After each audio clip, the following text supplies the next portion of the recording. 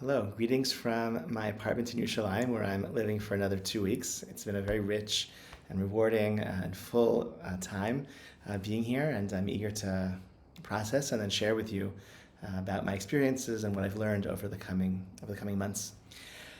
In Parashat Korach, famously, Korach assembles a coalition of people with varying agendas. There are those who are jealous of the Kohanim and want to serve alongside them. There are those who are jealous of Moshe's own leadership role. There are those whose primary target is Aaron himself. And all of them get joined together in this rebellion.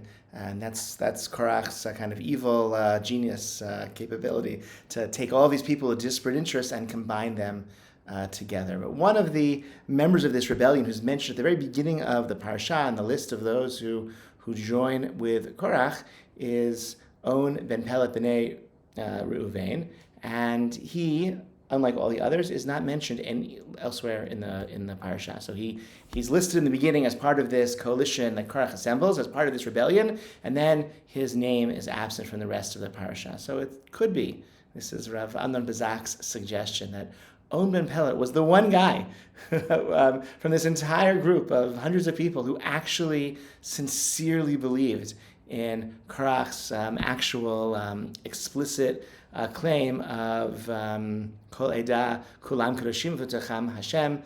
The entire people is holy. God is in their midst. Madut Yinasu Al Kahal Hashem. Why are you raised up over the assembly of the Lord? In other words, there's this sort of radical egalitarian ideal that Korach expresses, and Korach expresses it fully cynically, because he was just wanted to swap out one group of leadership for another. And everyone was with him. They were also cynical. They also wanted to swap out one group of leaders for another. Maybe, I mentioned earlier in the week, maybe the 250, they had more sincere religious motivations, but they were already people of leadership and leadership roles, and they wanted a different and they felt more significant leadership role. The only one who sincerely believed in this radical egalitarian leveling philosophy of Korach's claim of everyone should be equal was On ben Pelet, and he realized that that's actually not what this rebellion was about. He may have been, he was tempted by a slogan, but that slogan had nothing to do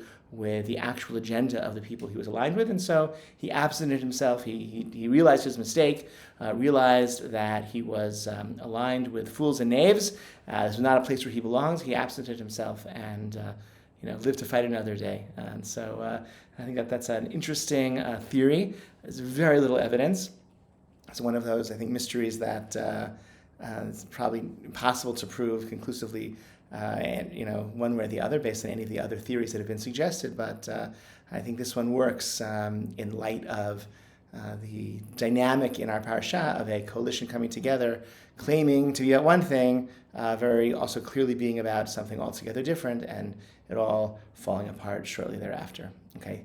Greetings again from Yerushalayim. Wish you all Shabbat Shalom, and eager to continue learning with you virtually for the coming weeks, and then to see you in person later in the summer.